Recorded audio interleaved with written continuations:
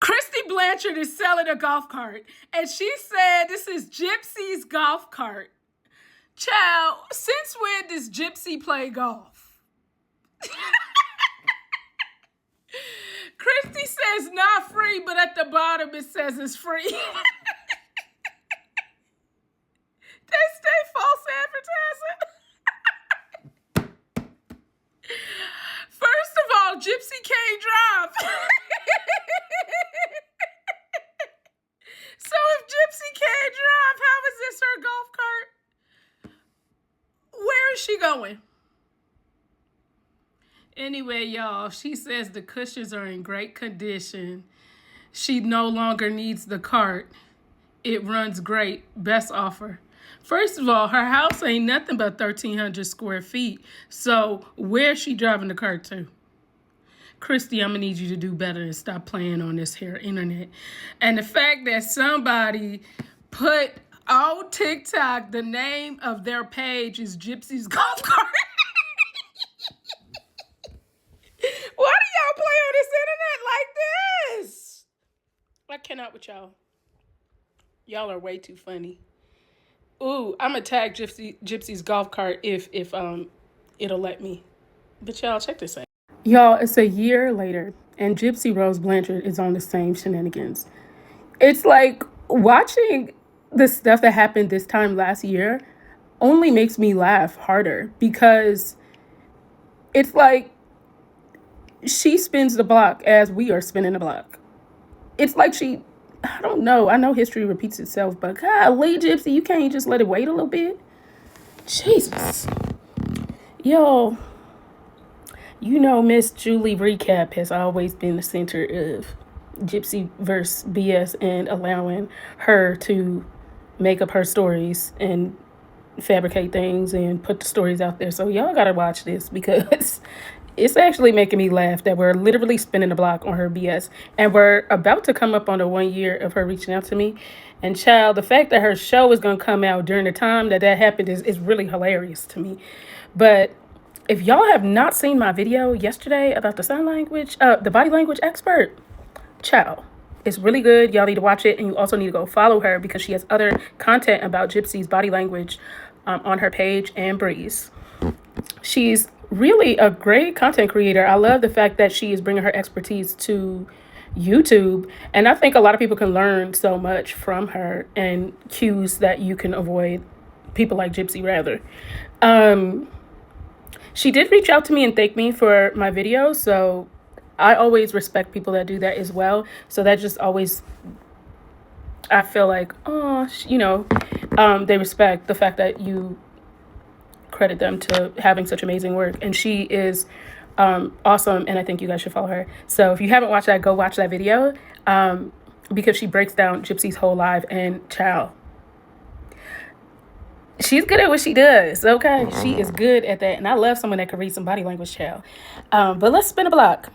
So is Julie still on the Gypsy chain? Roll the clip. What is going on with Gypsy Rose Blanchard? Guys, she posted this video the other day talking about the fact that she's getting a lot of hate, thanking her supporters, basically saying she's not going to clap back at the haters because that's what they're looking for, a response. Well, she did the exact opposite. She clapped back. Gypsy has been very active on her TikTok and Instagram accounts since she got out of prison. She's also created a YouTube channel that she has just recently started posting on. Well, she posted this video going on about how she's not going to clap back at the haters. And in this video, she talks about how she wants to be an advocate. And someone wrote this comment. Here's a very good cause you could advocate for: the exploitation of special needs adults. I would love to hear you speak on that. Well, Gypsy clapped back. It looks like she assumed that the person writing this was referring to Nick, her ex-boyfriend who helped her unalive her mother. And this is what she wrote back. She said, I absolutely believe in rights for special needs individuals. My husband is a special ed teacher, but I support people that actually have real disabilities, that they can't even function in normal society without guidance so much, so that they can't even speak because they are so challenged. Those are the individuals that need to be advocated for, not individuals that claim to have a disability but know the difference between right and wrong and should be judged by a court of law based on their ability to know right and wrong, which my co-defendant does, and that's why he's in prison. Someone else commented that they felt she should still be in prison, and she clapped back again, saying, "And I spent my time in prison." She tells all Gypsy's business and then ends it as Gypsy is a victim.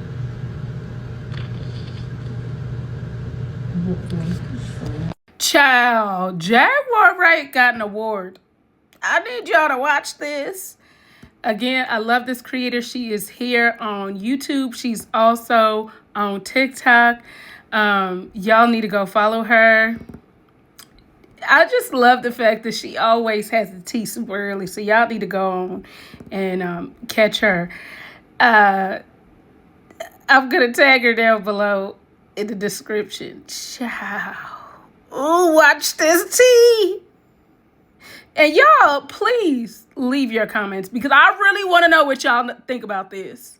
Jaguar Wright was just presented an award at the president's home after everything that she said about Jay-Z and Diddy. And this is a huge deal. Jaguar Wright just got presented the Defender of Freedom Award after everything that she said about the whole music industry and Hollywood. And she was invited to this event to accept this award at Donald Trump's home in Mar-a-Lago. Jaguar Wright, a voice of truth and courage. Tonight, Jaguar Wright was honored with the Defender of Freedom Award presented by General Michael Flynn in recognition of her fearless dedication to truth and justice. As a bold and unapologetic voice in the fight for transparency and accountability, Jaguar continues to shine light where others fear to tread. Every single person that she called out better watch their backs. And what's even crazier, Jaguar Wright went to this event with Liz Crokin. Liz Crokin has been calling out Hollywood for a long time, but also, guys, Liz Crokin is the reporter that talked to Kathy White, Jay-Z's alleged mistress, before she passed away. Liz Crokin said in August 2011 she was working as senior editor for Star magazine,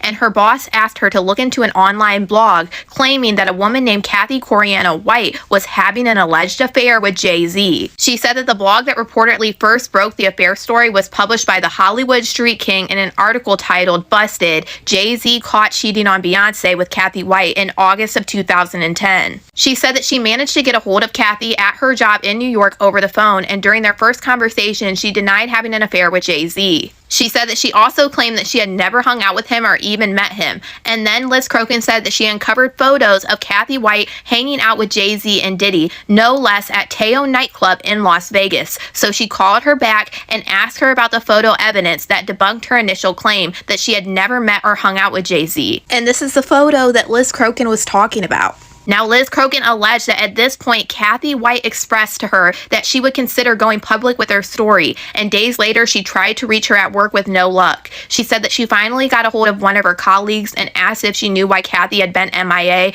and her colleague told Liz Crokin that she had passed away. And this really is a huge deal after everything that we've seen Jaguar Wright say over the years, especially about Diddy, and then to see where Diddy is right now and what he's being charged with and all of the horrible allegations that's come out against him. And now Jaguar Wright is finally receiving a noble, amazing, incredible award for everything that she said is amazing. But y'all, let me know what you guys think about all this in the comments. Now, y'all, I saw this and this blew my mind. So this couple was renting to these two women. They rented to them and they were only there for a week, and they tore up the lady's stuff. Y'all gotta watch this. It really makes you wonder about people these days. Like, who raised some of these people? That's a good question. Who raised you? I'm not talking about y'all, but the people who are out here doing scandalous stuff, child. So let me get this straight. This is Haley Morgan. Her and her husband own a rental property, and their tenant of 2 years decided to move out. So they found two new tenants to rent the property to, who decided to sign their lease and move in on Super Bowl Sunday of 2025. So these are the tenants: Kathleen Kennedy, who is a DHL supply chain human resources employee. And then we have Caitlin Poor. She is an emergency medicine physician assistant at Atrium Health Wake Forest Baptist, and she also attended Ohio State University. So immediately after Caitlin and Kathleen moved in, they had a long list of demands that they wanted Mrs. Morgan and Mr. Morgan to meet. And to accommodate them, they did everything they could to meet the demands, including removing the popcorn ceiling, They also messaged Mrs. Morgan saying, hey, we clogged the toilet with human feces and we need you to take care of it. No questions asked. She sent her husband to take care of it. So within a week of living there, these two people decided that they just didn't want to live there anymore.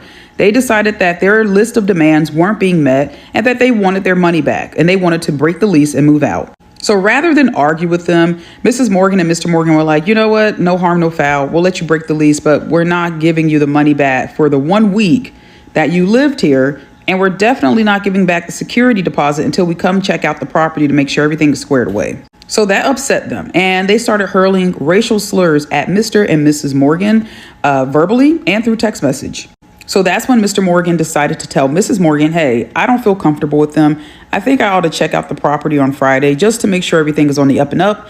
And so he sent them a text message saying, hey, at 2 o'clock, I'm going to come through, check out the property. And that's exactly what he did. And everything looked good. So the next thing you know, Mrs. Morgan gets a call. I believe it was either that Monday or that Sunday. She gets a call from the neighbor of the property that they rented out, that they used to live at. And they were good friends with the neighbor. And the neighbor was like, hey, there's a lot of water coming off of your property. I don't know if it's rain, but I'm suspecting it's not. It looks like there might be a water leak inside the home. Could you guys come check it out? And she was like, yeah, that's kind of weird. Okay. 2 minutes later, she gets a call from HOA. HOA report the same thing and was like, hey, I don't know what's going on, but you guys need to get here. You need to get here quick. So when they got there, this is what they saw. They saw a flood of water coming out of their apartment. At that point, this is when Mrs. Morgan decides to ask the neighbors, does anybody know where the tenants are? And they were like, yeah, the tenants moved. They left last night with like 20 movers and they had like moving trucks and they were in a frenzy. They were literally trying to hurry up and get out of there. They were loading stuff in the truck and they were out of there quick. They approached the door and this is what they saw. They saw just water just streaming down the door. And this is the entrance of the home. The entrance of the home looks like it's flooded. It literally looks like a lazy river. So essentially, Kathleen and Caitlin decided to cut the pipes on the toilets and the bathrooms. So both toilets, they decided to cut the pipes. They left the water on and they allowed it to flood the house. And as you can see, the property is ruined, literally damaged. The paint, the floors, everything. The house is so ruined that they can't even enter the property at this point. So let's do what we know how to do and let's try to make them famous. Remember, Caitlin Poor, who works at Atrium Health, Wake Forest Baptist. And then we have Kathleen Kennedy, Human Resources at DHL Supply Chain. We love to make people famous. Izzy, and she was raped by a famous TikToker's boyfriend or ex-boyfriend, allegedly. This video is for educational purposes only, and anything that I've said in here is going to be alleged. Izzy met Logan on Hinge. They went out on 2 dates, and the third time they were hanging out, she went over to his house. And she tells us about what happened. Let's actually listen to that. I said to him, no, I'm not doing that. I just want to cuddle. I'm tired. I'm going to go home soon. Can we just cuddle and like move on from this? I had a situation before we were on FaceTime and he did start on FaceTime with me without me knowing, but I did try and look past that. So as he's in the bed next to me and he has my head, he's like, you have to watch this because you caused it. I'm like, no, we're not going to do that. He said, I want to, have intercourse. And I say no. And he said, well, what if I don't care if you say no? And I said, stop, like, you're not going to do that. And he pulled my leggings down, and I'm sure that you can guess where it went. It's horrible. From there, I kind of just froze. And keep in mind, when it was happening, I did repeatedly say no. Stop. I can't. It was very, very clear that I was not okay. Afterwards, I rolled over and I started crying. Quickly got my stuff and I got my flowers and I said thank you for the flowers. And I got to my car and I left. And the next day, we did not talk as normal. I didn't get a good morning text or anything. I woke up around 11 and I texted him that we needed to talk that night. And he quickly responds and is like, I'm sorry, I've had a pit in my stomach all day because of what I did to you. And if you feel the need to part ways, we can, and I'll respect that. I'm so sorry. And I said, no, I really feel like we need to talk in person because I wanted to closure, look him in the face and say, you did this to me, and really just kind of confront it. face to face. And if you don't understand that, that's okay. That night, I go over to his house around 8 o'clock, and I'm not alone. My best friend is hiding in the back seat. So happy she and was safe. He wants me to come inside. He comes around to the driver's side door, and I say, no, get in the passenger seat. He gets in the car, and I tell him, you know, I cannot continue seeing you after what you did to me. And he was not calling me by my name, Izzy. He was calling me by my legal name, Isabel. Manipulation. Which made me really uncomfortable because he had never called me that before. I don't know why he was saying that to me, but he kept being like, please, Isabel, like, forgive me. I'm not going to do it again. I was really struggling keeping it together. And I just said, if I were to forgive you and in the future we had a daughter and she came home and said that she had been, I can't look at her and say, yeah, your dad did that to me. That's a really poor example of a man. I want to start off by saying, I'm sorry, Izzy, no one should ever have to go through that. And also not have to see the perpetrator online being praised by someone else. So this is exactly what took place, is that famous TikToker would post her boyfriend in the comments. They were always praising him. And she found out that that was her boyfriend. So obviously she reached out to her to let her know what was taking place or what had taken place, because she wanted her to be safe. And that was the purpose of her reaching out to her, saying like pause, he did this to me. So she does that, and she gets in her comments, Izzy gets in her comments saying, check your DMs. And instead of her responding back to her and saying, thank you for letting me know, you know, I'm going to need a couple of days to even sit on this or anything, she blocks her. And she doesn't, like, I don't know, I don't understand it. But let's watch what she has to say. I want to start by saying I do not support any, and I am not protecting anyone from this situation. I never wanted this conversation to come to social media, but here it is. It is currently February 19th, 4:22 p.m. I saw Izzy's comment under one of my posts saying, check your DMs. So of course, I go and check, and I see what she has said. I obviously needed time to think and analyze the situation with not only myself, but my family as well. I did block Izzy because it got to the point where she kept commenting on my post. Her friend was messaging me. I just needed time to think. I was not ready to respond to her in the sense that I needed to look at all perspectives of the situation and take a step out of the relationship, analyze it from an outside perspective. It had only been 4 days in between her messaging me and her posting the video. Me and Logan have broken up. For both of us, it was just a lot to handle. We were long distance, so it's not like we were even together recently. I mean, the last time we saw each other was Valentine's Day weekend, and this all just happened. I also don't post videos the same day they are filmed just because they take time to edit and all that. So the videos that y'all saw with him and me posting them was not the days that we were always together. I am not saying that I'm upset that Izzy posted this video, posting her side of the story, but you have to understand from my perspective, this is a lot. This is a big accusation to make on someone, and I wanted to make sure I was really analyzing the situation and really looking at it from all sides. I was never dating Logan while he was with Izzy. All I can do is look at both sides and make a decision. I feel like it was really hard for me to do that when everything came to social media. My brain was covered in confusion. This is not how I would have liked to handle the situation. I wish she could have told her side of the story without bringing my name into it, letting all the heat come to me, because I truly... First of all, she says that these are some major accusations. And she's saying she's not protecting someone. Furthermore, she actually showed proof. So let's look at that. So she sent her these messages. She sent the receipts as far as like pictures and all that proof. Now he sent her $50 for a plan B. This is the proof. These are the text messages between her and Logan, Izzy and Logan. So this is proof. This is the screenshots of the date and time. This is proof of the bruise that she did get, or the hickey from him. Now you can clearly tell that this really was something that took place for her. And for you to want to warn someone else to make sure that they're good, I don't know, it would have really kind of had me a little bit salty that she was treating the situation this way. Now she's saying that her and the guy are no longer together, but at the end of the day, I feel like she really owes Izzy an apology. And the reason why I say I feel like she really owes Izzy an apology is because as women, when stuff like this happen, we need to band together because it's becoming worse and worse. And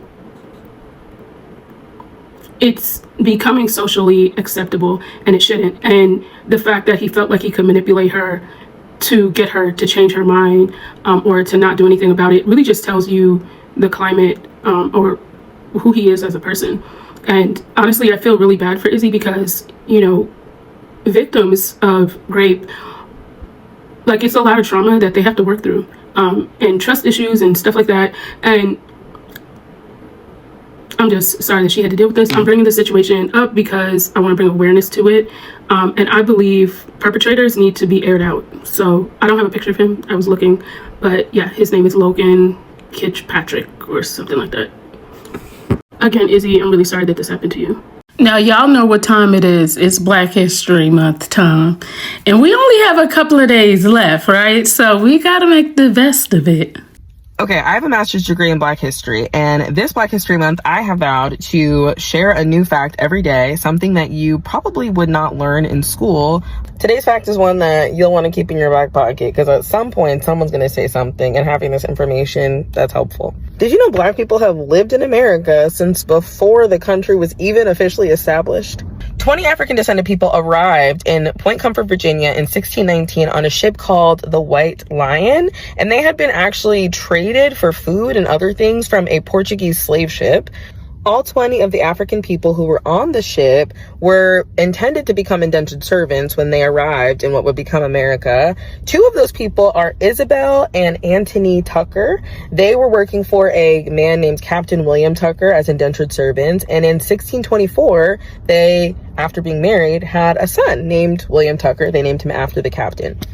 So William Tucker became the first Black person, the first African descended person to be born in what would become America. You might call him the first African American. The only other information we really have about William Tucker is that when he was around 10 or 11, his parents were freed. They were indentured servants. They were not slaves because slavery was not yet legal in Virginia. It took a couple decades for that to happen. They bought a farm in Kent, Virginia, and he lives on the farm, we presume. We have no idea what actually happened to him and his family. His descendants have been trying to find out since. William Tucker's birth is evidence of something that feels really empowering if you're a Black person, which is that Black people have been here, have been in the United States for as long as it's been the United States, since before it was the United States. One more time for the people in the back, Black history is American history, okay? Happy Black History Month. I'll see you tomorrow for some more facts. Did you know that Massachusetts banned slavery all the way back in 1781? I never learned this story in school. It was all thanks to this brilliant woman, Elizabeth Freeman. But I always had hope. That's what got me by most days. Elizabeth Freeman, or her nickname was Mum Bet, was born around 1744, enslaved by Peter Hodgeboom on his farm in Claverack, New York, where she was given the name Bet. When Hodgeboom's daughter Hannah married John Ashley of Sheffield, Massachusetts, Hodgeboom gave Bet, around 7 years old at the time, to Hannah and her husband. Freeman remained with them until 1781, when she had a child, little Bet. I don't know when, but I know one day I want to get closer to the light. She's said to have buried, though no marriage record has ever been located. Her husband, whose name is unknown, is said to have never returned from service in the American Revolutionary War. The northern United States, along with the South, engaged in unbelievably harsh treatment of enslaved Blacks, with Massachusetts even considering slavery as a way of life until 1788. Freeman was illiterate and had no written records of her life. Her early history has been pieced together from the writings of contemporaries who she told her story to, or who heard it indirectly, as well as from other historical records. One day in 1780, Miss Ashley accused Little Bet of being a thief and chased her with a hot shovel. Freeman jumped in between the two just as Ashley was swinging and blocked the shovel with her arm. The shovel came down on me like an axe on dam. Bet shielded the girl and received a deep wound on her arm. I couldn't live with myself if I let her hit that child. She would have killed her for sure. As the wound healed, Bet left it uncovered as physical evidence of her awful treatment. Freeman is quoted to have said, "Madam never again laid her hand on Lizzie. I had a bad arm all winter, but Madam had the worst of it. I never covered the wound." Have you ever been hit with a hot iron shovel? That was Hannah. She sounded different on this day. After the Revolutionary War, Freeman was walking through town and heard the Massachusetts state constitution being read out loud. After hearing the words, "Mankind in a state of nature are equal, free, and independent of each other, and have the right to the undisturbed enjoyment of their lives, their liberty, and property," she thought about the legal and spiritual meaning of these words. She then met with Theodore Sedgwick, an attorney and abolitionist that she knew, and asked to sue for her freedom. According to the account of the daughter of Theodore, Catherine Sedgwick, she told him, "I heard that paper read yesterday that says all men are created equal. and that every man has a right to freedom. I am not a dumb critter. Won't the law give me my freedom? He took her case. Cedric had not acted on the issue of slavery until he represented Freeman. But because women at the time had very few legal rights, Cedric added a male slave known simply as Brom to the lawsuit and sued Colonel John Ashley. Not only did he represent me,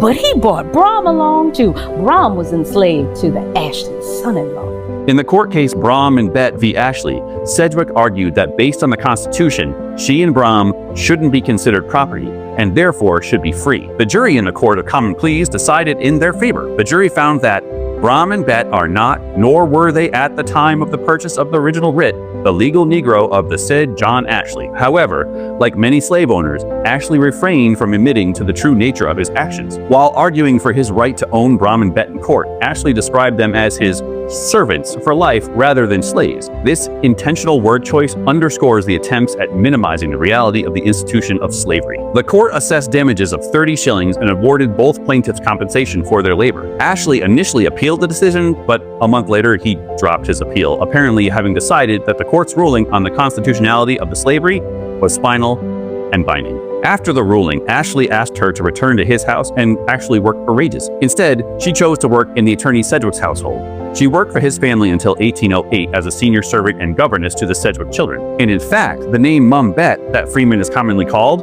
was invented by the Sedgwick children. Freeman's actual age was never known, but an estimate on her tombstone puts her age somewhere around 85. She died in December 1829 and was buried in the Sedgwick family plot in Stockbridge, Massachusetts. Freeman remains the only non-Sedgwick buried in the Sedgwick plot. This ruling made Mum Bet the first female slave to sue and win her freedom, and it's been cited in court cases throughout history. Freeman's actions helped to inspire the abolitionist movement as we know it today. The Emancipation Proclamation owes a great debt to Elizabeth Mum Bet Freeman. My work is done. Living is the hard part. All right, y'all, that's what I have for you guys today. Let me know how you guys enjoyed this, and I hope you all have a great day. Bye-bye for now.